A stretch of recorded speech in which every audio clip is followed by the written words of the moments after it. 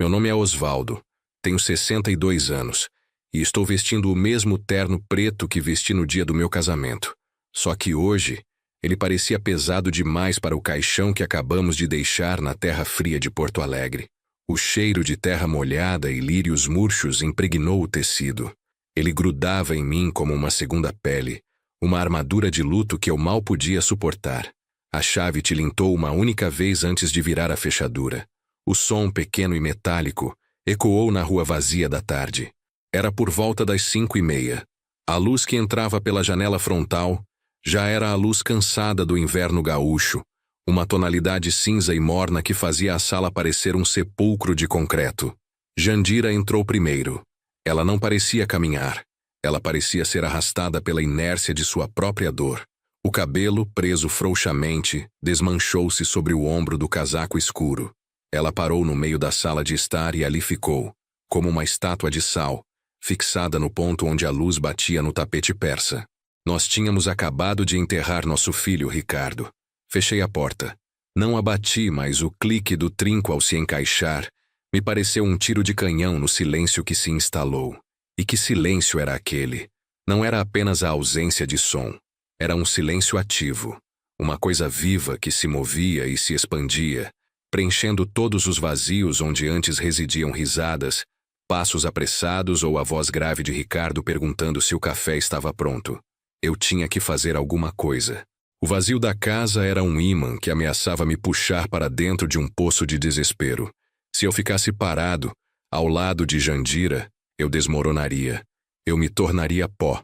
Minha mente não pensava em Mariana, a nora viúva, ou em como seria o amanhã. Minha mente se agarrava desesperadamente aos pequenos sacramentos da rotina. Comecei pelo terno. Os sapatos de couro lustrados para a ocasião foram desamarrados e colocados lado a lado no capacho, alinhados com uma precisão maníaca. Retirei o paletó. O tecido de casimira era quente e macio nas minhas mãos, e eu o dobrei na cadeira de jantar mais próxima, a que Ricardo costumava usar quando vinha nos visitar nos domingos. Coloquei o relógio de pulso, que me incomodava, sobre a cômoda de madeira escura no corredor. Eu desprendi a gravata. Estava tão apertada que a pele do meu pescoço formigava, vermelha sob a camisa branca amarrotada. Era como se a gravata tivesse segurado a respiração por mim durante as últimas 72 horas. Vou fazer um chá, Jandira, avisei. Minha voz soou estranha, áspera e alta demais. Jandira não respondeu, mas vi seus olhos se moverem apenas 1 milímetro para me registrar. Fui para a cozinha. O ambiente ali era ainda mais opressor. Quando saímos pela manhã, o sol prometia um dia morno, e Jandira tinha deixado a louça do café sobre a bancada de granito claro, 2 xícaras de porcelana com desenhos florais, um pote de geleia de morango quase cheio, e os migalhos de um pão de forma na tábua de corte. Tudo estava exatamente como havíamos deixado, uma cena de um dia que nunca voltaria, uma moldura congelada no tempo antes da dor se tornar este peso insuportável. Liguei a chaleira elétrica. O chiado baixo da água começando a esquentar era o único som que ousava quebrar o silêncio. Eu precisava de vapor, de calor, de algo que me trouxesse de volta à realidade palpável. Abri o armário e peguei as ervas. Camomila. Sempre camomila para os nervos. Meus olhos escanearam a despensa. Tudo organizado, tudo em seu lugar. Eu era Osvaldo, o homem da rotina, o homem que mantinha tudo em ordem, mesmo que o mundo tivesse acabado de virar de cabeça para baixo. Havia uma sacola de supermercado esquecida perto da lixeira. Dentro, uma caixa de iogurte e um maço de cigarros que não eram meus. Ricardo havia estado aqui na noite anterior ao acidente. Ele havia deixado aquilo ali. Peguei o maço de cigarros. Não fumava há 20 anos. O cheiro do tabaco forte, aquele aroma que me lembrava as tardes de futebol no pátio com meu filho adolescente, encheu minhas narinas. O maço estava lacrado. Eu o coloquei de volta na sacola, a mão tremendo levemente. A chaleira desligou com um estalo suave. Fui até a sala, segurando a caneca de chá, o calor da porcelana queimando meus dedos. Jandira ainda estava no mesmo lugar, a sombra da dor pairando sobre ela como um véu. Beba, ordenei mais para mim do que para ela. Entreguei a caneca. Ela a aceitou, mas não bebeu. Sentei-me no sofá, na extremidade oposta, deixando uma distância de pelo menos 1,5 metros entre nós. Um espaço de segurança contra a contaminação da dor alheia. Olhei para a estante de livros, para a foto de família tirada na formatura de Ricardo, para o porta-retratos de Mariana no cavalete. 742 palavras. Eu tinha que manter a ordem. Eu tinha que sobreviver a esta noite. E a rotina era o único bote salva-vidas no oceano deste vazio. O vapor do chá de camomila sumia lentamente no ar frio da sala de estar. Jandira segurava a caneca como se fosse um peso morto, sem dar um gole sequer. A porcelana branca e fina parecia estranha nas mãos que sempre estiveram ocupadas lavando, cozinhando, plantando. O calor que eu esperava que a confortasse estava sendo desperdiçado no ambiente pesado. O chão está frio, murmurei, quebrando o silêncio. Devias ter posto as tuas meias de lã. Ela apenas piscou. Seu olhar estava fixo em um ponto atrás da minha cabeça, na parede onde ficava o quadro de arte moderna que Ricardo nos dera de presente de Natal, cheio de cores vivas e traços confusos. Hoje, as cores pareciam zombeteiras, agressivas. Eu queria perguntar sobre a cerimônia, sobre os próximos passos, sobre a burocracia do luto, mas cada palavra morria na minha garganta. Estávamos flutuando, separados por quilômetros de dor não dita. 8 anos de casamento de nosso filho com Mariana haviam nos ensinado a medir as palavras com ela, mas não havíamos antecipado que a morte nos ensinaria a medir as palavras entre nós. Permanecemos sentados por talvez 2 horas, olhando para o nada, apenas ouvindo o tic-tac do relógio antigo na lareira. A rotina não funcionava se ela não cooperasse. Sem Jandira, eu era apenas um homem velho e perdido. Olhei para o relógio da parede. Era quase 1 hora da madrugada. 2h37 para ser exato. O sono não viria. Levantei-me, o corpo protestando com um rangido de ossos. Fui até a janela da frente, puxando a cortina de gaze apenas o suficiente para espiar a rua Quintino Bocaiúva vazia. A brisa fria de Porto Alegre agitava as copas das árvores. E foi ali que o primeiro ruído impróprio quebrou a paz mortuária da casa. Um carro, não o nosso, nem o do vizinho Adalto. Um motor desconhecido que parou bruscamente junto ao portão. A porta do passageiro se abriu com um clac metálico, seguido pelo som inconfundível de sapatos de salto alto batendo no concreto da calçada. Era Mariana. E ela não estava sozinha. Recuei da janela, mas permaneci no corredor escuro, observando. Jandira continuava imóvel no sofá. O corpo dela parecia ter se desligado de qualquer estímulo externo. A chave girou na fechadura da porta da cozinha. A chave que Ricardo havia mandado fazer para ela há 5 anos. Por segurança, ele dissera. Mariana entrou. Ela não ligou a luz principal. Apenas a pequena luz de serviço sobre o fogão, que iluminava mal o chão de azulejos. A silhueta dela era alta e tensa. Ela usava um vestido escuro. E o cabelo loiro, antes cuidadosamente preso para o funeral, estava solto e desalinhado. Atrás dela entrou um homem, um estranho, alto, de ombros largos, com a barba por fazer, talvez na casa dos 40. Ele parecia perfeitamente à vontade, fechando a porta com um chute leve do calcanhar. Não era um vizinho, nem um colega de trabalho, nem alguém que eu tivesse visto antes nas reuniões de família. Este estranhamento instantâneo me atingiu com a força de um soco. Eles estavam agindo como se a casa estivesse vazia, como se o luto não existisse, como se meu filho não estivesse morto havia apenas 36 horas.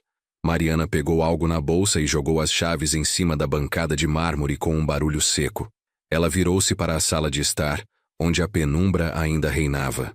Ela podia nos ver. Ela tinha que nos ver. Seus olhos encontraram os meus por um nanosegundo, antes de desviar rapidamente para a escuridão do corredor. Um reconhecimento frio, vazio de qualquer emoção esperada.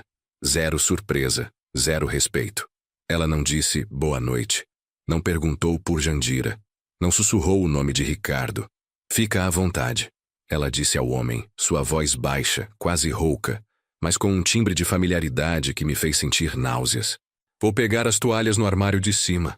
O homem apenas assentiu, tirando o casaco e pendurando-o no encosto da cadeira da copa, um gesto de domínio. Ele estava em casa. Eu permaneci ali, no meio do corredor, um fantasma em minha própria residência.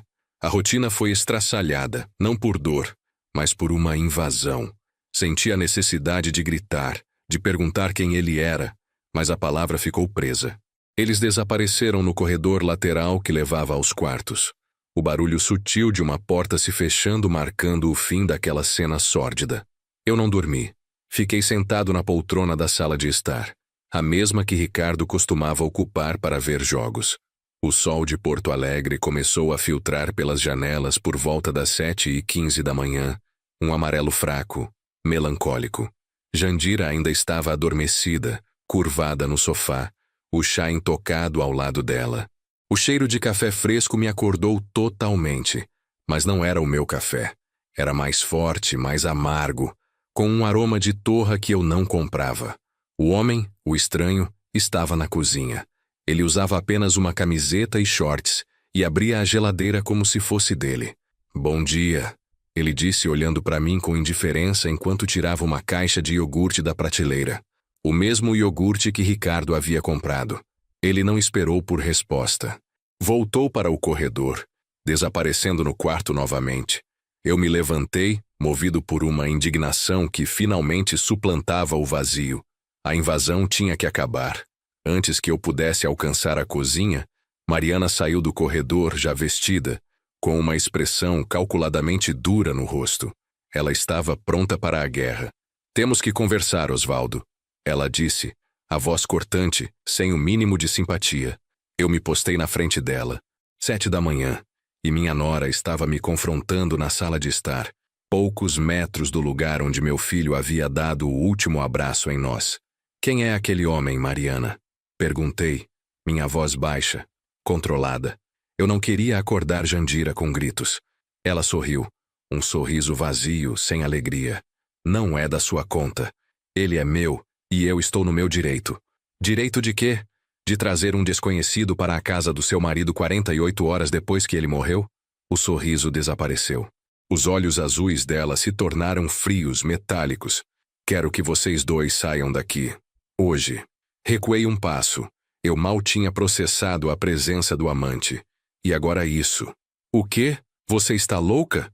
Esta é a nossa casa." "Não, Osvaldo. Esta era a casa do Ricardo. E agora, pela lei, é a minha casa. E eu não quero a presença de vocês aqui."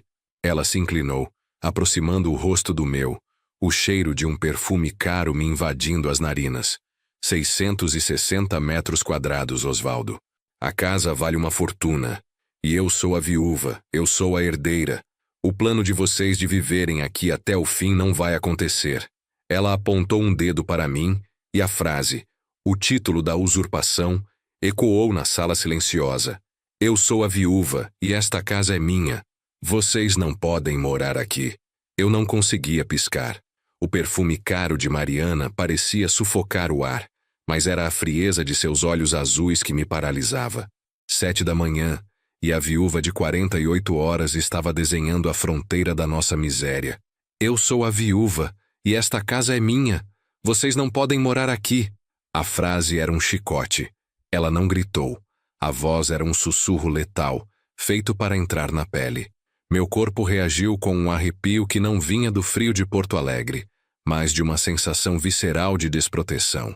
Eu recuei, não por medo dela, mas por medo da implacável legalidade que ela representava. Ela havia invocado a lei, e a lei, eu sabia, podia ser fria e desumana como o concreto desta mansão.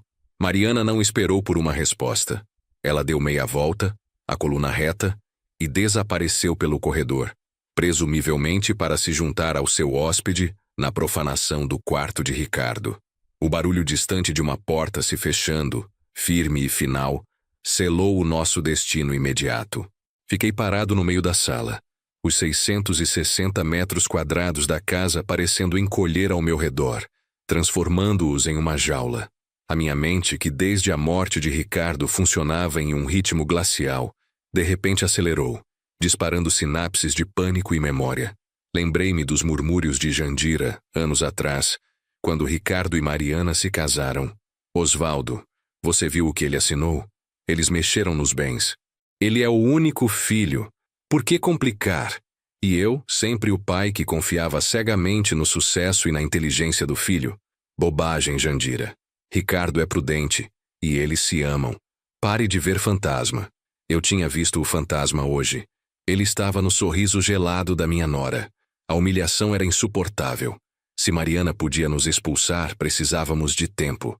Precisávamos de um advogado. Mas para lutar, eu precisava de munição, de fatos. Eu precisava saber exatamente o que Ricardo havia feito. Dirigi-me ao escritório dele, no canto da sala de estar. Um cubículo forrado de madeira clara, ainda intocado pelo luto. O cheiro de papel novo e café frio pairava no ar. Apenas o laptop de Ricardo havia sumido, levado pela polícia talvez, ou escondido por Mariana. Passei a mão sobre a mesa de mogno, sentindo a rugosidade familiar da madeira que ele escolhera. Abri as gavetas. Estavam desordenadas. Contratos de fornecedores, manuais de software, canetas. Na terceira gaveta, a que ficava perto do chão, havia uma pasta mais grossa, cinza, com a etiqueta escrita à mão por Ricardo. Docs. Importantes. Minhas mãos tremiam tanto que precisei apoiar a pasta na mesa para abri-la. Meu coração batia contra minhas costelas com a força de um tambor desregulado. Ali estavam 3 ou 4 documentos que eram como adagas frias em meu peito. O primeiro era um aditivo a um contrato de união estável. A data era de 3 meses atrás. Lá, em letras miúdas, estava estipulado que, em caso de falecimento de qualquer um dos cônjuges, o imóvel principal, esta casa, passaria automaticamente para a posse integral do sobrevivente, minimizando o impacto de herdeiros colaterais e ascendentes. Ricardo havia assinado abrindo mão silenciosamente de nossa segurança. Abaixo, havia uma minuta de consulta jurídica, rabiscada em papel timbrado. Eu mal consegui ler a letra do advogado, mas o teor era claro. Mariana já vinha consultando sobre as especificidades do direito de habitação do idoso e como derrubá-lo. O texto mencionava comprovação de dependência financeira nula e uso de má-fé na ocupação. Ela não estava improvisando. Ela estava planejando isso antes de Ricardo sequer morrer. Talvez até estivesse orquestrando enquanto ele definhava na UTI. O incômodo se tornou um náusea fervente. Peguei os papéis e, cambaleando, fui até o quarto onde Jandira ainda tentava se recompor. Ela estava sentada na cama, vestida com seu robe de seda azul marinho, pálida e com os olhos inchados. Osvaldo, o que aconteceu? Por que você demorou tanto? Eu joguei os documentos na colcha, espalhando as folhas com fúria. Aconteceu que ela vai nos botar para fora. Aconteceu que ela estava planejando isso, Jandira. Ela não esperou nem o enterro. Jandira pegou os papéis. Seus olhos escanearam o texto em um silêncio assustador. Quando ela terminou, o branco de sua pele estava manchado de vermelho, a raiva a consumindo. Ela amassou as folhas na mão, e o barulho seco do papel de advocacia ecoou no silêncio do quarto. Ela não chorou. Ela me olhou, e o olhar dela era mais pesado que o meu luto. Você não viu, Osvaldo? Você estava cego pela arrogância de ser o pai do homem bem-sucedido. Eu te avisei. Eu te avisei sobre essa menina. Desde que ela chegou e começou a botar o nariz nos nossos negócios. Ela se levantou, a figura miúda tremendo. Você achou que estava tudo bem. Achou que era só um detalhe no casamento deles. Um papel. Um detalhe. E agora? E agora? Jandira soltou um grito rouco. Um som que não era de dor, mas de terror total. E atirou os papéis no meu peito. Você foi complacente, Osvaldo. Nós vamos parar na rua. É culpa sua. Por que você deixou o Ricardo fazer o que ele quis? Por que você sempre deixou ele fazer o que ele quis? A frase me atingiu. Não como um questionamento, mas como a revelação de um medo antigo. A minha passividade, a minha confiança desmedida na vida, havia matado a segurança que eu tinha prometido à minha esposa.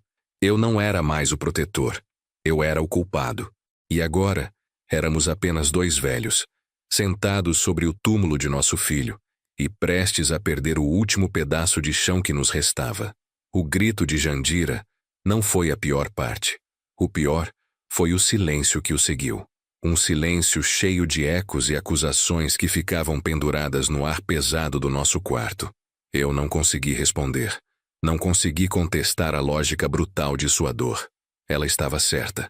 Minha presunção, a minha fé cega na estabilidade construída por meu filho, nos tinha levado a este precipício. Eu me virei, o peso dos meus 62 anos e da minha culpa me puxando para o chão.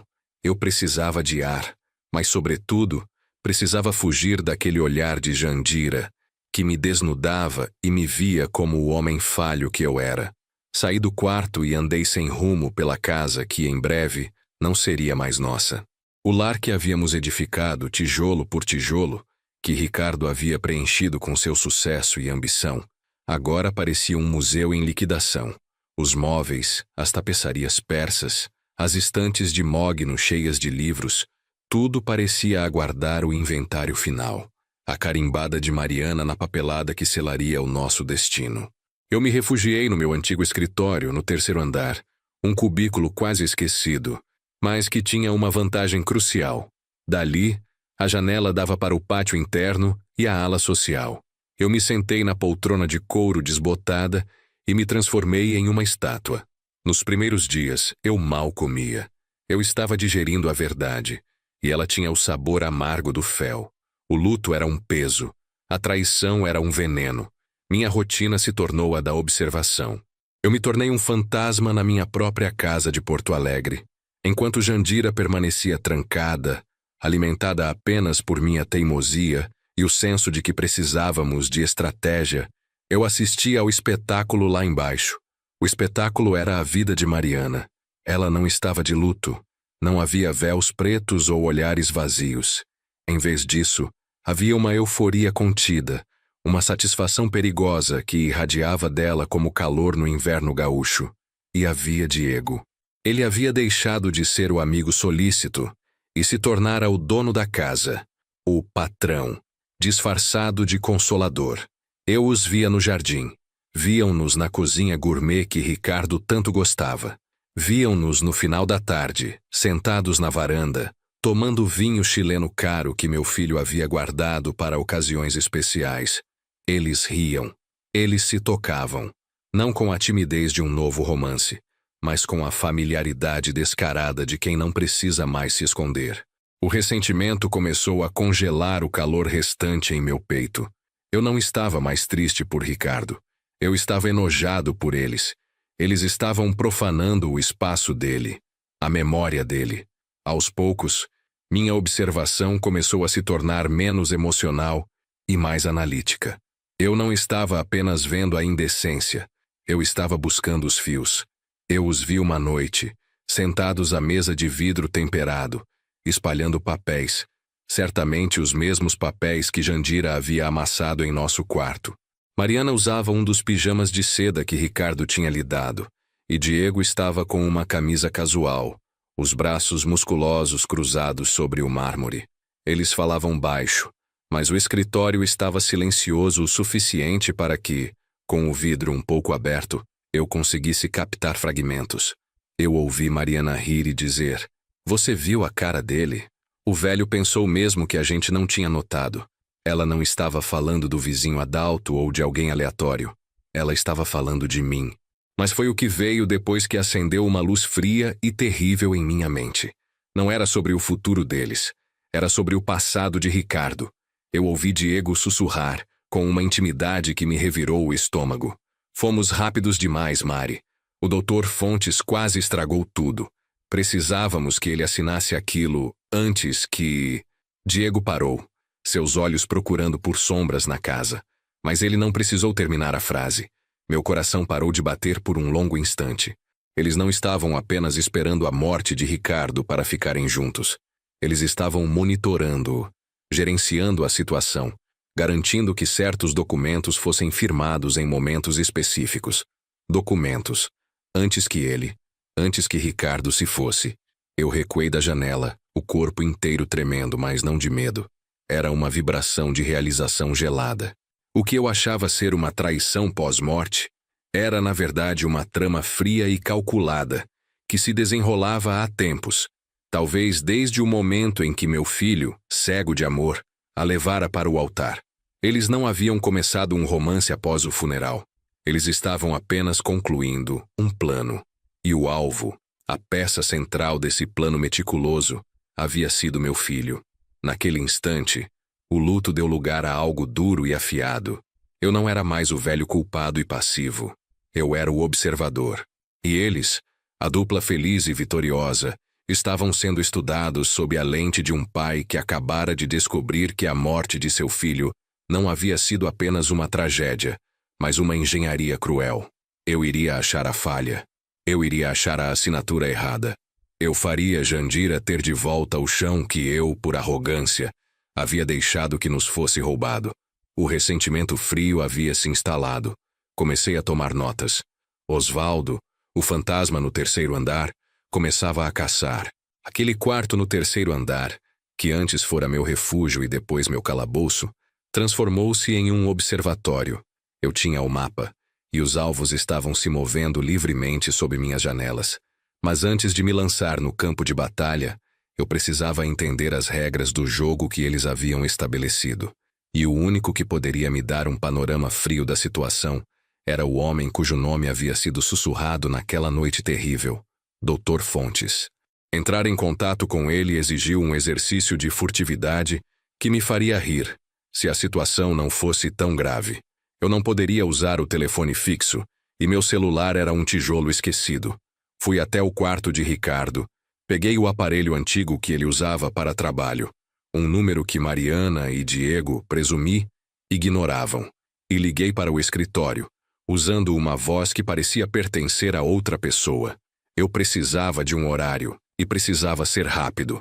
O escritório do Dr. Fontes ficava no centro histórico de Porto Alegre, em um prédio com fachada imponente e elevadores lentos que rangiam em protesto. Era um lugar onde o tempo parecia estar em suspensão, envolvido no cheiro seco de papel envelhecido e cera de móveis antigos. A sala de Fontes era exatamente o que se espera de um advogado de família tradicional.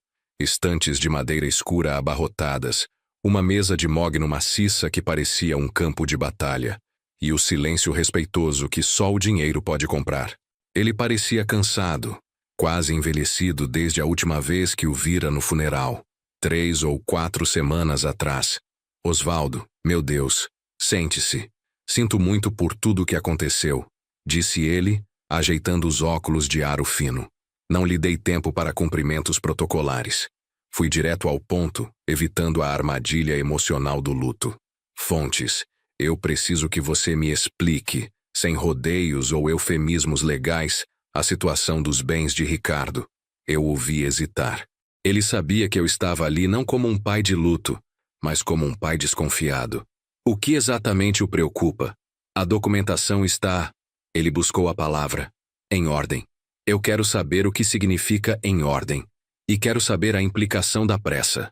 Fontes respirou fundo, soltando o ar lentamente, como se estivesse abrindo um código legal pesado. Ricardo, como você sabe, deixou um testamento válido, registrado meses antes de seu falecimento. Nada atípico, considerando o histórico de saúde. Nele, ele nomeia Mariana como sua herdeira universal, respeitando, claro, a parte legítima que lhe cabe como cônjuge meeira. E Jandira. E eu. Legalmente, nada além do que já possuíam ou de possíveis legados específicos que não foram feitos. Mariana é a administradora de fato, Osvaldo. Ela é a viúva, e o testamento a protege quase integralmente. Senti um formigamento frio no pescoço. Era pior do que eu imaginava. E se eu contestar? Se eu alegar que Ricardo não estava em plena capacidade de decisão quando assinou esses papéis? Dr. Fontes fez um gesto de desânimo, recostando-se na cadeira de couro. Essa é a complexidade, Osvaldo.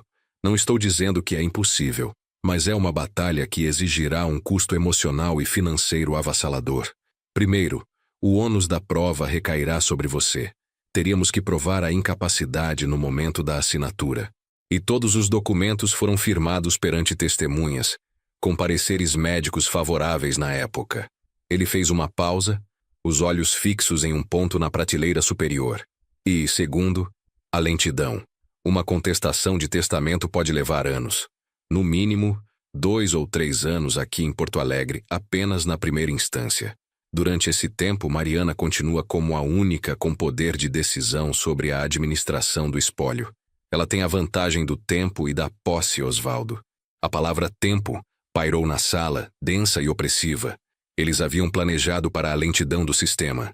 Eles haviam garantido que a burocracia, essa engrenagem fria e implacável, trabalhasse a seu favor. Eles se moveram na velocidade da luz para garantir os papéis e agora estavam cobertos pela lentidão da lei. Então, balbuciei, sentindo-me subitamente pequeno na vastidão daquela sala. Eu não posso fazer nada a respeito da casa de vocês, dos investimentos, até que a justiça decida. Exatamente. E mesmo que você inicie o processo hoje, ela tem legalmente todos os trunfos na mão por um período indefinido. Ela pode vender, pode alugar, pode gerir como quiser, contanto que mantenha o valor do espólio sob controle, o que é subjetivo no contexto. Ela está blindada. A sensação de realização gelada que tive na noite da escuta foi substituída por uma impotência sufocante. Eu havia me transformado no caçador, mas descobria que as presas estavam protegidas por um muro de aço chamado direito civil. Eu não podia simplesmente invadir. Eu precisava de uma chave legal. E no momento, a única chave que existia pertencia a eles. Saí do escritório do Dr. Fontes com a cabeça girando. Não apenas Mariana e Diego tinham planejado a morte de Ricardo, mas tinham planejado a vida após a morte, garantindo que qualquer reação minha fosse abafada por pilhas de papel e anos de espera. Meu plano de ação rápida desmoronou. Eu não era Osvaldo, o observador ativo. Eu era Osvaldo, o velho desesperado enredado na teia legal que eles haviam tecido meticulosamente. No entanto, um detalhe não me escapou. Fontes estava muito reservado sobre o conteúdo do testamento, mas sobre o processo, ele foi transparente, lento. A conspiração não era apenas sobre o dinheiro, era sobre a total anulação de qualquer chance de intervenção da família. O ressentimento endureceu-se ainda mais. Se eu não podia atacar de frente, precisava achar algo fora dos trâmites legais. Eu faria minha própria investigação. Eu acharia a falha humana, o erro de cálculo que o rigor do Dr. Fontes não havia detectado. Se o sistema era lento, minha vingança teria que ser paciente, mas cirúrgica. E eu não contaria com advogados. Eu contaria com os olhos de um pai.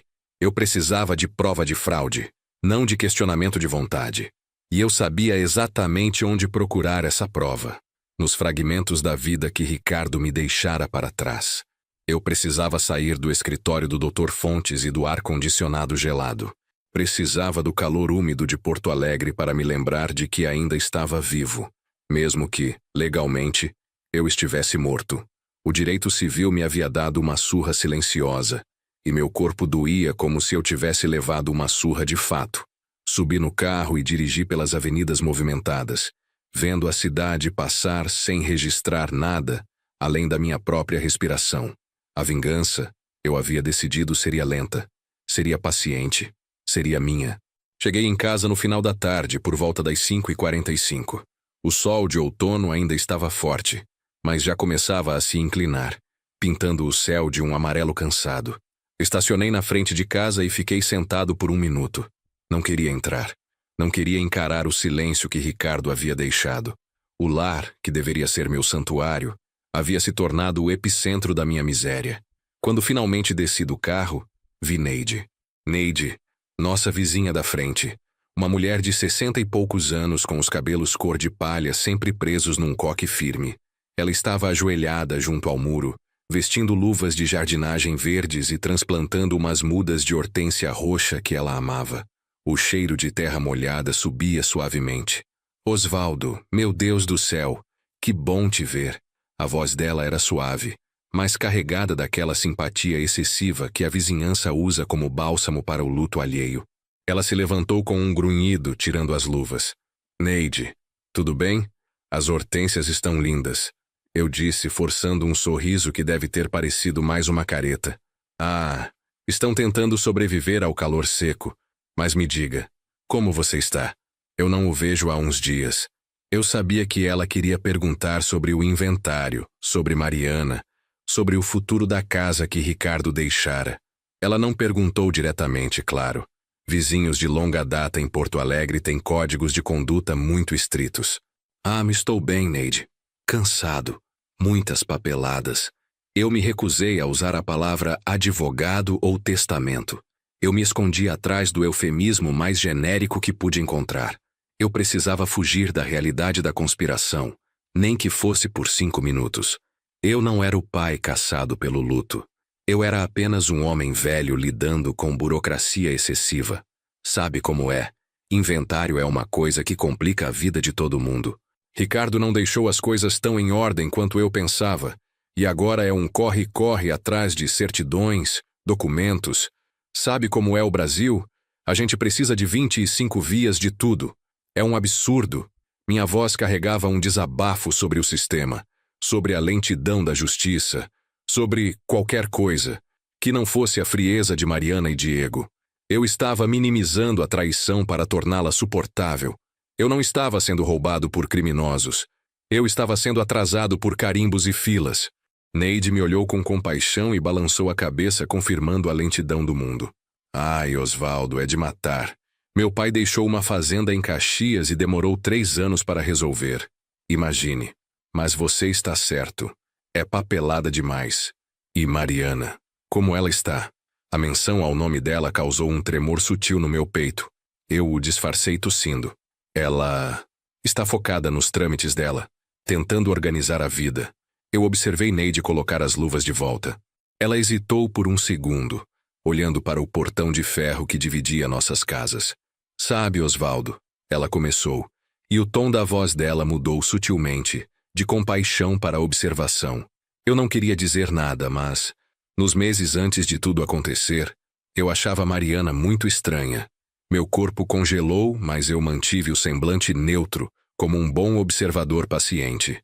Estranha como, Neide? Eu não sei. Não é que ela fosse rude. Ela era sempre educada, mas ela não era a mesma. Ela estava sempre apressada. Não era a pressa de quem está atrasada para o trabalho, sabe? Era a pressa de quem está fugindo de algo. Ela parou de me cumprimentar no portão, parou de parar para falar sobre as hortênsias. E olha que ela sempre parava, Osvaldo. Neide gesticulou com a mão enluvada, como se estivesse afastando uma nuvem de fumaça. Nas últimas 2 semanas, eu a via entrando e saindo de casa em horários estranhos, às vezes muito tarde da noite, com o carro cheio. Eu pensei que ela estivesse ajudando Ricardo com alguma mudança de escritório, mas Ricardo parecia tão normal. Ela que parecia com o peso do mundo nas costas. Ela tinha um ar de quem estava esperando que a gente não a visse. Cada palavra de Neide era um tijolo retirado do muro que eu havia construído. O muro de que aquilo era apenas burocracia. Ela estava descrevendo a ansiedade da conspiração, a pressa de quem tenta cobrir os próprios rastros antes que o crime seja descoberto. A Neide, sem saber de nada, estava me dando fragmentos de prova de conduta suspeita. Às vezes eu via ela com o celular falando baixo, perto do carro, como se não quisesse que ninguém ouvisse a conversa. Continuou Neide sem malícia, apenas compartilhando fofoca de vizinhança. Ela estava sempre no canto escuro do jardim, mesmo de dia, uma pessoa que se esconde à luz do sol. Eu apenas balancei a cabeça lentamente, engolindo seco. Meu desabafo sobre a papelada havia me levado direto para o coração da prova humana. Eu tinha fugido do conflito real, mas o conflito me alcançara no portão de casa, com o cheiro de terra molhada. Enfim, Osvaldo, coisas de vizinhança. Mas tenha força, viu? Pelo menos vocês ainda estão em Porto Alegre, e isso é o que importa. Neide, tenho força, e obrigado pelo carinho. Eu me despedi, sentindo um calafrio estranho, apesar do calor do final da tarde. Eu havia tentado reduzir a traição a um problema de inventário, mas a Neide, com suas 3 ou 4 observações inocentes, havia me confirmado. O problema era Mariana. Não apenas a blindagem legal. Era a pressa dela em esconder o crime. Era a prova que eu precisava. E a achei não em um escritório de advocacia, mas ao lado de um canteiro de hortênsias roxas. Fui para dentro de casa com um novo foco, sentindo o peso das 800 palavras não ditas por Neide. Eu não podia mais me esconder. Eu precisava agir. Eu havia prometido a mim mesmo que agiria. A revelação de Neide sobre os movimentos noturnos de Mariana, as conversas cochichadas e a pressa em esconder algo, me deu a certeza de que a batalha não era contra documentos frios, mas contra uma pessoa hostil. Eu tinha a prova humana. Eu tinha o ímpeto. Mas o trauma, meu leitor, é uma força de inércia muito mais poderosa do que qualquer ímpeto. Os dias que se seguiram foram marcados por uma quietude tóxica. Mariana agia dentro de casa com a desenvoltura de uma dona, enquanto eu e Jandira nos movíamos como fantasmas. O ar parecia mais pesado, carregado com a tensão de um trovão iminente. A primeira demonstração flagrante de sua ousadia aconteceu na terça-feira. Eu pretendia buscar umas pastas antigas no pequeno quarto de hóspedes, um cômodo que sempre serviu como um depósito de lembranças e papéis sem urgência. Ao girar o puxador, senti a resistência. Forcei um pouco, achando que a madeira tinha inchado com a umidade de Porto Alegre. Mas não era a madeira. Era metal. Recuei um passo e olhei mais atentamente para a porta de pinho claro. No lugar da simples lingueta interna que se trancava com um pino, havia agora um cadeado reluzente, de latão escovado, fixado na madeira com parafusos novos e agressivos. Era um mecanismo externo de alta segurança, frio e pesado, que gritava a palavra propriedade. Senti um arrepio gélido percorrer minha espinha. A humilhação era física. Era como se tivessem demarcado um novo território no mapa da minha própria casa. Um território ao qual eu, Osvaldo, o dono legítimo e fundador daquele lar, não tinha mais acesso. Eu podia ter batido na porta dela ali mesmo. Poderia ter exigido uma explicação.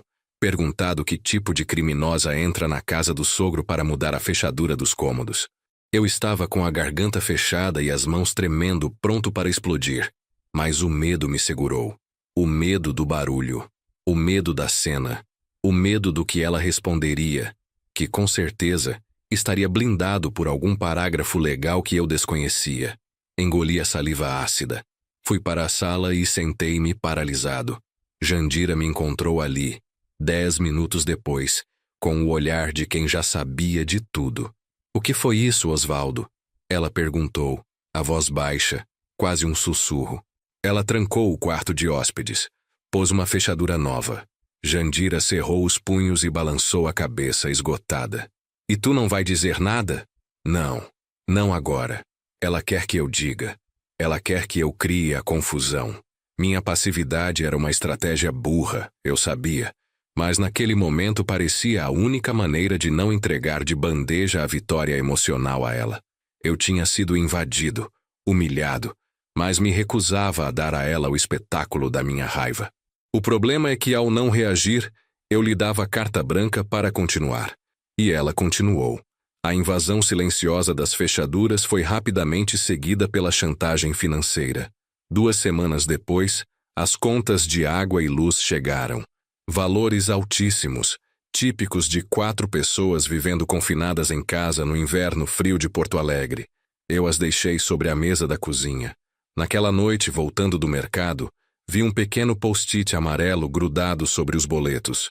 A caligrafia de Mariana era elegante e fria. "Essas despesas são relativas à manutenção da estrutura física do imóvel, que é de sua responsabilidade, Osvaldo. Eu só lido com o inventário. Favor proceder com o pagamento. Obrigado. M." Eu li e reli as 8 palavras, sentindo meu sangue gelar. Ela estava se recusando a pagar as contas básicas enquanto morava aqui e usava a eletricidade e a água com o conforto de uma rainha. Ela exigia que eu, o homem a quem ela estava roubando, arcasse com os custos de ela me roubar. A ousadia era monumental. Era uma afronta descarada. Que cinismo! Resmunguei para Jandira, amassando o post-it na mão. "Tu vai deixar?" Jandira não estava mais perguntando, estava cobrando. Seu rosto estava exausto. As rugas de preocupação em sua testa haviam se aprofundado para sulcos permanentes. Novamente, eu hesitei. Pagar as contas era mais rápido e menos doloroso do que iniciar uma briga sangrenta por causa de R$ 642 de luz. Eu estava poupando minhas forças para a guerra, mas estava perdendo todas as batalhas. Eu paguei as contas. E ao fazê-lo, senti que estava assinando minha própria sentença de exílio gradual. A passividade gerou a consequência irreversível que eu temia. Não a perda material, mas a perda da minha única aliada. Naquela mesma noite, enquanto eu tentava decifrar a papelada do Dr. Fontes sob a luz fraca da sala, Jandira sentou-se à minha frente. Ela não estava brava, estava apenas vazia. Osvaldo, eu não aguento mais essa casa, disse ela sem rodeios. Levantei os olhos e vi o reflexo da dor neles. Essa mulher está nos matando, dia a dia, e tu não reage. Ela nos trata como invasores e tu paga as contas dela. Eu tentei argumentar, defender minha estratégia de contenção, mas as palavras me falharam. Eu não estou te culpando, meu amor. Eu entendo tua dor, mas eu não aguento mais o ar que essa mulher respira. Eu estou ficando doente de medo e de raiva reprimida.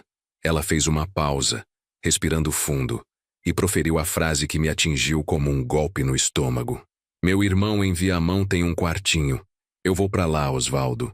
Por um tempo. Eu não consigo te ver se diminuindo assim, e eu não consigo viver sob o mesmo teto que ela. Se eu ficar, vou acabar fazendo uma loucura. O mundo girou. Jandira, minha base, meu porto seguro. A única pessoa que ria comigo e me segurava quando eu cambaleava. Se ela fosse, eu estaria sozinho. Sozinho, cercado por muros de papel e por uma inimiga fria. Não, Jandira. Não me deixa agora. Eu preciso de ar, Osvaldo. E tu precisa enfrentar ela. Tu só vai conseguir isso quando não tiver mais o meu corpo para amortecer os golpes. Eu volto, mas eu preciso sair daqui para não te ver morrendo aos poucos. Eu tentei, com a voz embargada, fazê-la mudar de ideia, mas a decisão dela era firme. A passividade diante da fechadura e das contas havia criado um vácuo, e Jandira estava fugindo dele. Em menos de uma semana, ela arrumaria suas coisas e Porto Alegre perderia a única pessoa que se importava incondicionalmente comigo. Eu estaria sozinho, um velho de 62 anos, fechado em uma casa que não era mais minha, pronto para a guerra, mas sem um escudo. A lição era cruel. A omissão é sempre a forma mais cara de ação. A lição da omissão era um ácido corroendo minhas entranhas. Jandira se foi na manhã do 7º dia. Não houve drama. Apenas a quietude devastadora de uma mala sendo arrastada até o portão e o motor do táxi engolindo o som de Porto Alegre. Ela me beijou na testa, os olhos úmidos, e me disse o que eu já sabia, que eu precisava ser forte e que voltaria quando a fumaça da batalha dissipasse. Mas a fumaça só aumentou. A casa, que já era pesada, virou um mausoléu. A ausência de Jandira era um buraco físico no tecido do dia a dia. Não havia o cheiro de café forte às 6 da manhã, nem a risada rouca quando eu contava uma piada velha. Havia apenas o silêncio e o rangido da porta de Mariana no andar de cima, um som que agora parecia o clique de um relógio que corria contra mim. Eu estava sozinho, um velho de 62 anos, com a coluna curvada pelo luto e a humilhação. Mariana percebeu imediatamente o vácuo. Ela começou a descer mais vezes. Não para falar comigo, mas para me inspecionar, como se eu fosse uma peça de museu coberta de mofo. Seus passos no piso de madeira eram calculados, deliberados, e eu me encolhia em minha poltrona como um cachorro sarnento. Eu sabia que precisava agir, mas a tristeza me paralisava, transformando as horas em gelatina densa. Tentar estudar a papelada do Dr. Fontes era inútil. As letras dançavam e o peso da perda obscurecia qualquer foco. Na 4ª noite após a partida de Jandira, eu me levantei, não para comer ou dormir, mas movido por uma necessidade visceral de ordem. Se eu não podia controlar Mariana, pelo menos podia controlar o pó. O quarto de Ricardo, meu filho, era o último santuário intocado desta casa. Desde que ele se mudou, a porta permanecia fechada. Eu limpava o resto da casa, mas o quarto dele era um museu de memórias felizes que eu temia profanar, com minha desgraça atual. Abri a porta e o ar parado me atingiu. cheiro de poeira fina, de papel velho e, estranhamente, de desodorante masculino que ele usava na adolescência. Uma explosão de 20 anos de vida me envolveu. Comecei pelas prateleiras de livros. Um ritual. Tirar cada volume, espanar e colocá-lo de volta. Era um trabalho estúpido, mas me dava um ponto de apoio. Lá estava a coleção de ficção científica que havíamos lido juntos, e os velhos livros de história do colégio. Cheguei à pilha mais afastada, aquela que Ricardo usava para calçar a escrivaninha que ficava manca. Eram livros acadêmicos, densos e esquecidos. Peguei o volume mais grosso, um tomo amarronzado de economia e direito empresarial, que ele havia abandonado no primeiro ano da faculdade. Era pesado. Ao retirá-lo, senti uma resistência. Não era só o peso do papel. Algo estava dentro. O livro estava ligeiramente mais largo em uma seção. Abri-o e notei que a capa havia sido cuidadosamente descolada na parte interna e refeita, criando um pequeno esconderijo perfeito, um bolso de papelão. Minhas mãos tremiam, não de medo, mas de uma súbita descarga de adrenalina fria. Com a ponta do dedo, puxei o conteúdo do bolso. Era um envelope pardo, datado de 15 anos atrás, o carimbo da prefeitura ainda visível. Dentro, havia uma pasta fina. Eu a abri. Era uma cópia autenticada, com o selo do cartório de Porto Alegre. Não era uma carta, nem uma apólice de seguro. Era algo infinitamente mais pesado. A escritura de doação da casa para Ricardo. Eu sempre soube que havíamos doado o imóvel em vida, em um movimento para facilitar o planejamento sucessório, convencidos de que jamais precisaríamos lutar por ele. Mas havia uma ressalva que eu tinha esquecido, uma cláusula de segurança que Ricardo, sempre cauteloso, havia insistido em manter. Meus olhos percorreram as linhas, e o mundo parou. Lá estava, escrito em negrito na segunda página, o parágrafo que mudaria tudo.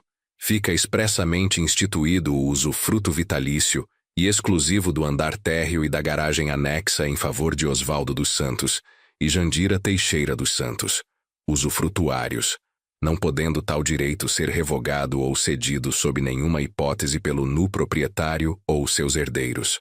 Usufruto vitalício. Mariana não estava apenas sendo rude, ela estava violando a lei. O andar térreo, o andar que ela havia fechado com aquela fechadura ignóbil, me pertencia por direito, legal e irrevogável, até o dia da minha morte.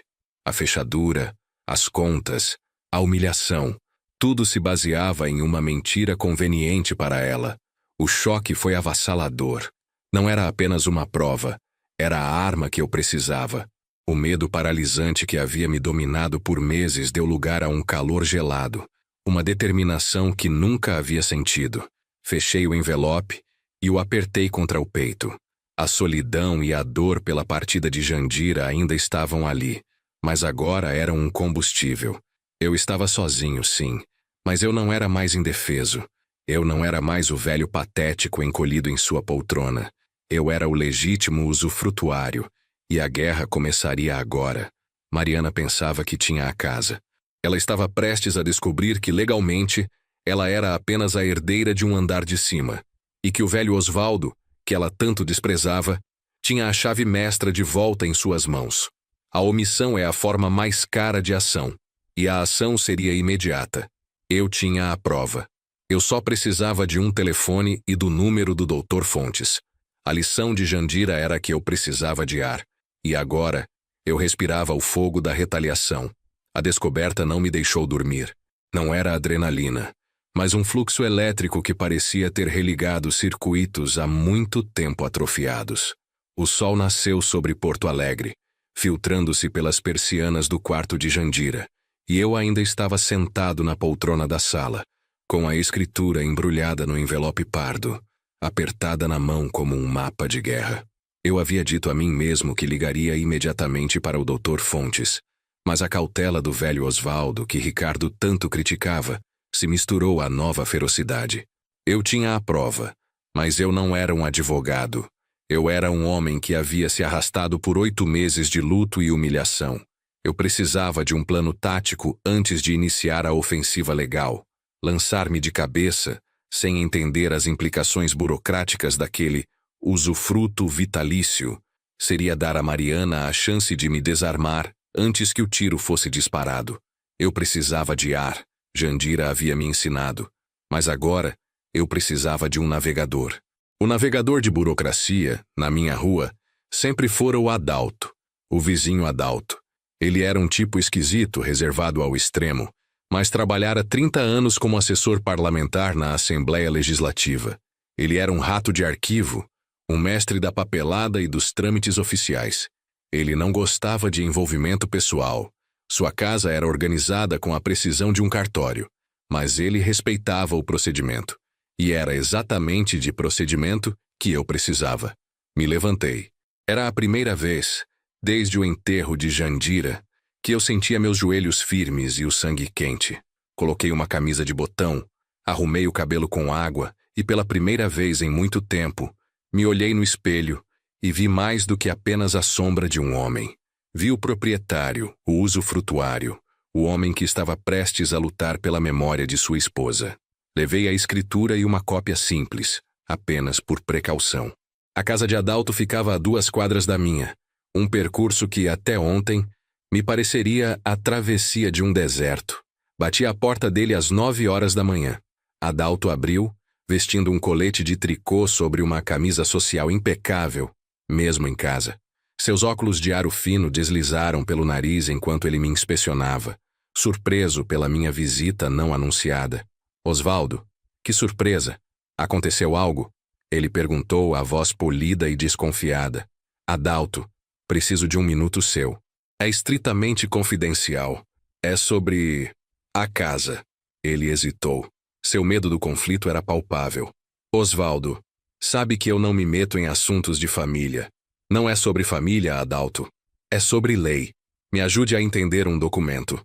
A palavra documento pareceu acalmá-lo como um chamado profissional.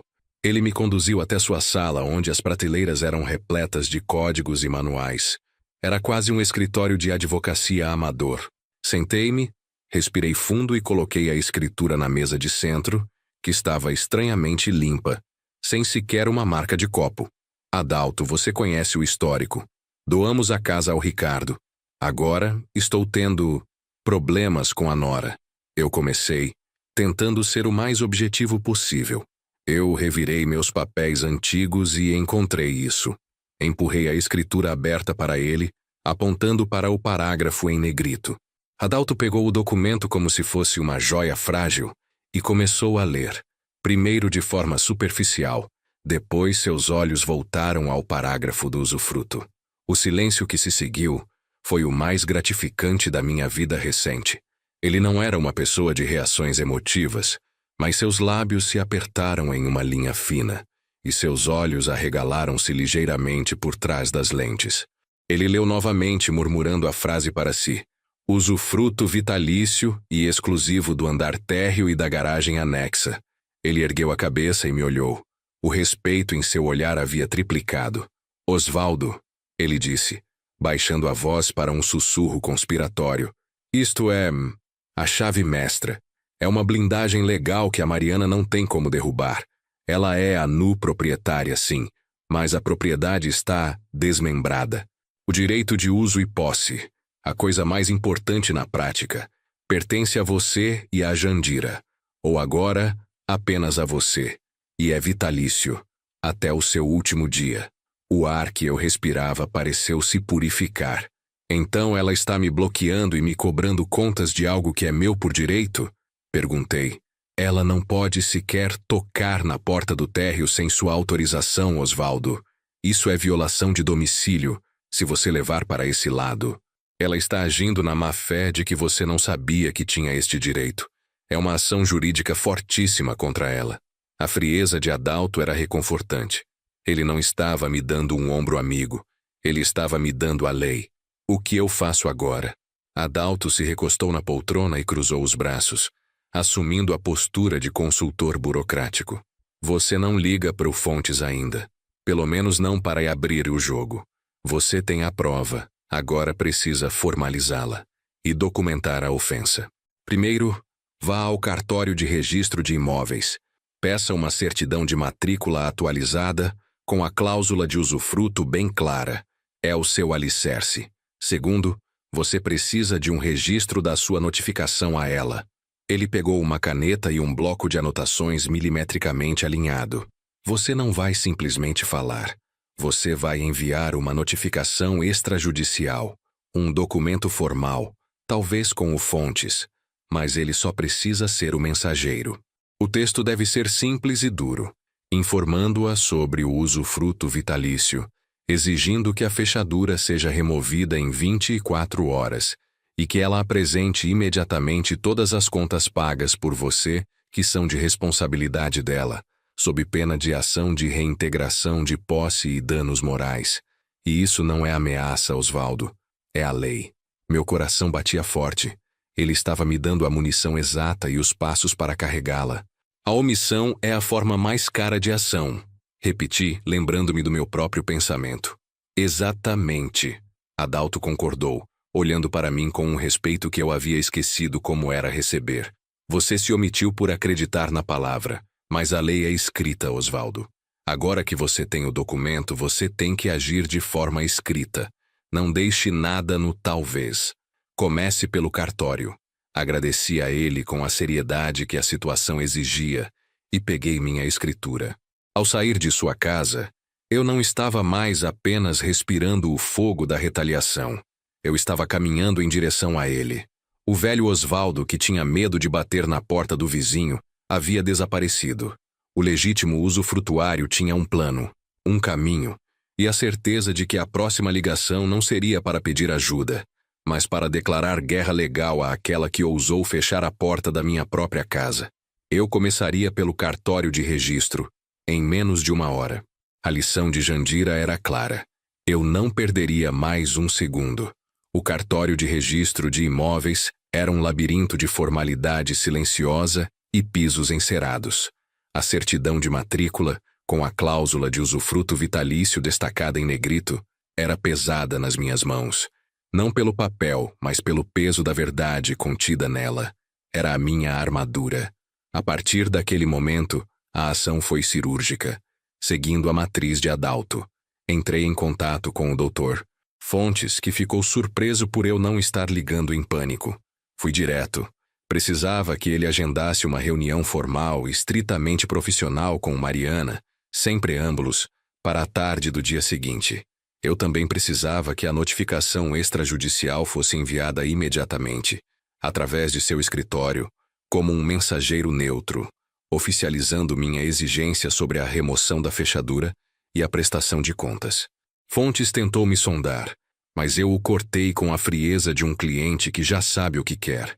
Doutor, não preciso de conselhos desta vez. Preciso de formalidade. A reunião será para a apresentação de fatos. Apenas agende. Ele o fez. O encontro foi marcado para as 3 horas da tarde, na sala de reuniões do escritório de Fontes, um espaço clínico com uma longa mesa de mogno e cadeiras de couro escuro. O cheiro era de desinfetante e ambição contida. Cheguei 15 minutos antes. Eu vestia o meu terno cinza mais sóbrio, a gravata rigidamente alinhada. Eu não era mais o pai de luto. Era o usufrutuário. Mariana chegou atrasada, 10 minutos depois, acompanhada por uma advogada jovem e séria que eu não conhecia. Mariana estava vestida como se viesse de um almoço de negócios, um sorriso profissional e ligeiramente impaciente nos lábios. Ela claramente via aquilo como uma perda de tempo, um mero formalismo para ela ditar as regras. Pai, Dr. Fontes. A doutora Lúcia está me assessorando neste assunto. Espero que possamos ser breves. O Ricardo já sabe disso? Ela perguntou, sentando-se e cruzando as pernas, a arrogância servida como um copo de água. Eu não respondi à provocação. O silêncio que se seguiu foi pesado e longo, sustentado apenas pelo zumbido fraco do ar-condicionado e pelo som que fiz ao abrir minha pasta executiva. Dr. Fontes tossiu, desconfortável. Osvaldo solicitou esta reunião para esclarecer a posição legal dele com relação ao imóvel. Mariana riu, um som curto e forçado. Ah, sim, o aluguel. Pai, já te expliquei. Eu paguei as contas por meses. Os valores se compensam. E sobre a chave, é segurança básica. Eu observei a cena como se estivesse assistindo a um filme antigo e previsível, que eu já sabia como terminaria. Eu não ergui a voz. Na verdade, mal precisei abrir a boca. Com a calma mais assustadora que já senti, retirei o pacote de documentos da pasta. O primeiro era a notificação extrajudicial, 3 vias, carimbada e datada. O segundo, a certidão de matrícula, plastificada e com a tarja vermelha de autenticidade. Deslizei o pacote pela mesa fria de mogno, empurrando-o até parar exatamente na frente de Mariana. Leia. Minha voz saiu baixa, mais firme do que eu imaginava, quase um sussurro no meio da sala grande. Mariana pegou os papéis, ainda com um ar de superioridade entediada. Ela primeiro olhou para a notificação, buscando por valores. Sua advogada, doutora Lúcia, inclinou-se, lendo por cima do ombro. O silêncio, então, engoliu o zumbido do ar. O primeiro sinal de que algo estava terrivelmente errado foi a paralisação de seus olhos sobre a página da certidão. Ela estava lendo a cláusula que Adalto havia me ensinado a procurar. Usufruto vitalício em favor de Osvaldo da Silva. Seu sorriso morreu. Não foi uma morte rápida. Foi um definhamento lento e horroroso. Seus lábios se apertaram e eu pude ver a cor sumindo de seu rosto pálido. Ela virou o papel, voltando para a notificação, tentando encontrar alguma brecha, algum erro de digitação. Isso é uma brincadeira, pai. Ela tentou dizer, mas a voz saiu rouca e fina, sem a familiar ressonância de superioridade. Não é brincadeira, Mariana. Falei, e o prazer sádico de ver seu castelo desmoronar foi frio, quase anestésico. Isso é lei. A doutora Lúcia, que parecia mais competente, pegou a certidão e a examinou minuciosamente. Seus olhos se arregalaram levemente. Ela olhou para Mariana com uma expressão que dizia: "Você não me contou isso. Mariana, isso é uma cláusula registrada na matrícula do imóvel." Lúcia começou, a voz carregada de urgência. "O usufruto vitalício garante a posse direta e o uso. O fato de você ser a nua proprietária significa que você tem a propriedade, mas não a posse. Ele é legalmente o legítimo possuidor do imóvel até o fim da vida." O ar na sala parecia ter ficado mais denso. Mariana balançou a cabeça em negação, recusando-se a aceitar o que seus olhos viam. "Não, isso não estava no testamento. O Ricardo disse que tudo era meu." Eu bati de leve com a ponta dos dedos na mesa. Um som seco e autoritário. "Eu não estou aqui para discutir o testamento, Mariana. Estou aqui para discutir a matrícula, o registro público." Eu a encarei, permitindo que a minha fúria controlada finalmente se manifestasse através do meu olhar. A imagem da porta trancada, o frio que senti na rua, a humilhação de ser tratado como um estranho em meu próprio lar, tudo isso foi canalizado. A notificação que você acabou de receber formalmente através do Dr. Fontes exige 2 coisas. Primeira, a remoção da fechadura instalada de forma arbitrária em 24 horas, sob pena de ação de reintegração de posse. Eu não preciso de chave, Mariana. Eu sou o dono da posse. Eu tenho o direito de acesso imediato. Declarei, as palavras saindo como decretos. Ela abriu a boca para protestar, mas eu não dei espaço. Segunda, a apresentação imediata de todas as contas que você alega ter pago em meu lugar, devidamente quitadas e organizadas, para análise.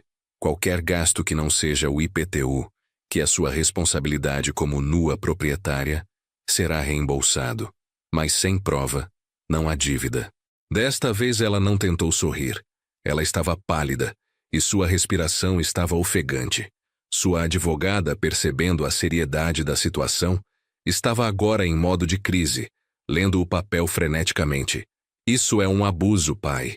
Você está me ameaçando. Abuso foi o que você fez ao me trancar para fora de casa e exigir que eu pagasse para entrar em minha própria sala de estar." Respondi, mantendo o meu tom baixo, frio e legalista. "Isso, Mariana, é apenas a lei. E como a omissão é a forma mais cara de ação, eu não vou me omitir mais um segundo." Eu me levantei recolhendo a minha pasta. A missão estava completa. A prova havia sido apresentada, e o checkmate silencioso havia abalado a sua arrogância até o cerne. Ela estava vendo a face real da lei pela primeira vez. E não era bonita. Dr. Fontes, eu disse, ignorando Mariana completamente. Aguardamos a resposta da notificação até amanhã, às 3 horas da tarde. Saí da sala sem olhar para trás. Deixei para trás o silêncio pesado e o cheiro de papel novo e vitória. O velho Osvaldo, que tremia de medo de confrontos, havia sido substituído. Eu não havia gritado, não havia implorado. Eu simplesmente havia usado o direito. Eu tinha a chave legal, e Mariana tinha acabado de perceber que a pequena fechadura que ela havia instalado era o menor de seus problemas. Eu sabia que a guerra estava apenas começando, mas pela primeira vez em meses, eu a estava começando em posição de vantagem. Exatamente 24 horas depois, o táxi parou em frente à minha casa pontualmente às 3 da tarde. Eu paguei a corrida e desci, sentindo o peso da pasta de couro na minha mão. Não mais um adereço, mas uma arma carregada de tinta e lei.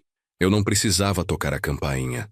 Eu tinha a notificação e, mais importante, eu tinha o usufruto. A porta não estava trancada. Estava entreaberta, o que já era a primeira e silenciosa admissão de derrota. Entrei devagar.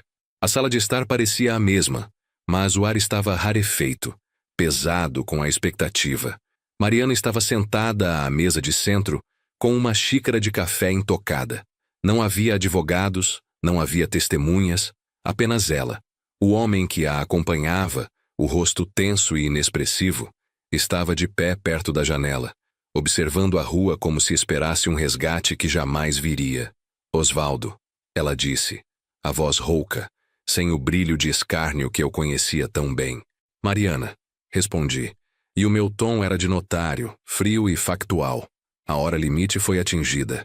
Eu vim receber a posse. Coloquei a pasta sobre a mesa e retirei 2 documentos. O primeiro era uma cópia da notificação extrajudicial. O segundo era um termo de entrega de posse e acordo mútuo. Seu advogado deve ter explicado que a sua negativa em ceder o acesso até o momento constitui esbulho possessório. Meu direito de usufruto é inalienável.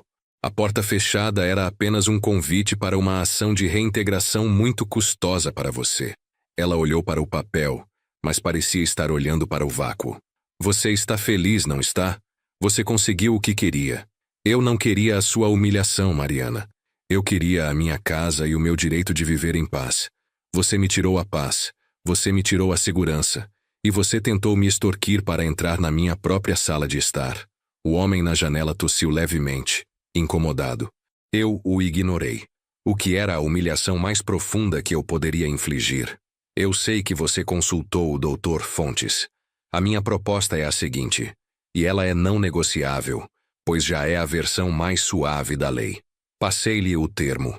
Primeiro, você e seu companheiro desocupam o imóvel imediatamente, em caráter irrevogável. Todas as chaves e cópias devem ser entregues a mim neste momento. Segundo, você reconhece que não há pendências financeiras por parte do usufrutuário, e todas as contas que você afirma ter pago em meu nome serão revistas por um auditor independente. Se houver prova legal e quitação em meu nome, eu as reembolsarei. Caso contrário, qualquer pagamento será considerado despesa de ocupação. Ela pegou a caneta que eu havia deixado e hesitou. Parecia um duelo. A caneta parecia pesar 1 tonelada. E se eu não assinar? Se você não assinar, eu disse, e foi neste momento que o segredo veio à tona, a descoberta que transformou a derrota dela em aniquilação. Eu terei que adicionar o terceiro item à nossa disputa legal. Eu respirei fundo, controlando a revolta para que a voz saísse como gelo puro. O terceiro item, Mariana, é a fraude e a quebra de confiança agravada. Eu sei que você estava planejando a venda do meu acervo pessoal, os móveis, as porcelanas, o arquivo de família, o catálogo. Você estava catalogando meus pertences para vendê-los enquanto me mantinha fora. Isso não é nua propriedade, Mariana. Isso é roubo e má-fé. E eu tenho as provas. O ar sumiu da sala. O rosto dela ficou cinzento. Não era mais raiva. Era pânico frio e abjeto. O homem finalmente virou-se da janela, a expressão assustada. Osvaldo, não foi assim. Eu só estava organizando... Não minta, Mariana. A pessoa que você contactou é amiga do meu falecido sócio. Eu sei o preço que você estava pedindo pela cristaleira de minha mãe. O silêncio que se seguiu não era de confrontação, mas de rendição. A advogada dela provavelmente já havia explicado o abismo legal no qual ela havia caído. Tentar lucrar com o acervo do usufrutuário enquanto negava acesso à posse era uma linha que ela jamais deveria ter cruzado. O termo de acordo naquele momento não era um documento de derrota. Era um salvo-conduto contra uma denúncia criminal. Ela pegou a caneta e, com a mão tremendo, assinou na linha pontilhada. O som da ponta arranhando o papel foi o único ruído na sala. Foi o som do meu direito sendo reafirmado. O homem ao lado dela murmurou algo inaudível sobre pegar as caixas. Vocês têm 15 minutos para pegar pertences estritamente pessoais. Nada que pertença à mobília, aos arquivos ou ao acervo desta casa pode sair. Será feita uma auditoria. Eu não lhes dei o luxo de uma despedida ou um drama. Eu apenas os observei. Ela subiu as escadas arrastando os pés. 15 minutos depois, ela desceu com uma pequena mala de rodinhas e uma bolsa. O homem carregava uma mochila. Não houve mais palavras. Mariana parou na porta, hesitou por um segundo, talvez esperando uma última explosão de Osvaldo que lhe permitisse manter a dignidade. Mas eu apenas a olhei com a autoridade de quem havia reconquistado a soberania. As chaves. Eu pedi, estendendo a mão. Ela deixou cair no meu palmo um molho de chaves pesadas. O metal estava gelado. Eles saíram. A porta fechou suavemente atrás deles. Eu fiquei parado no meio da sala de estar, sentindo a respiração retornar ao meu corpo após meses de estrangulamento emocional. O cheiro de Vitória não era de papel novo. Era o cheiro da minha própria casa. A luz da tarde entrava pela janela, iluminando o pó que flutuava no ar. A casa estava vazia, mas estava inteira. E pela primeira vez em muito tempo, ela era legalmente e de fato apenas minha. Eu havia conquistado de volta o meu espaço, não pela força bruta, mas pela força de um pedaço de papel chamado lei. O conflito principal havia se encerrado, e eu estava novamente em casa. Mas a vitória tinha um sabor agridoce. Custou-me o respeito da única filha que me restava. O preço da posse fora a família. O termo de acordo, a pena que tirou dela a última gota de esperança de usurpar o que era meu, foi o mesmo pedaço de papel que me roubou a paz.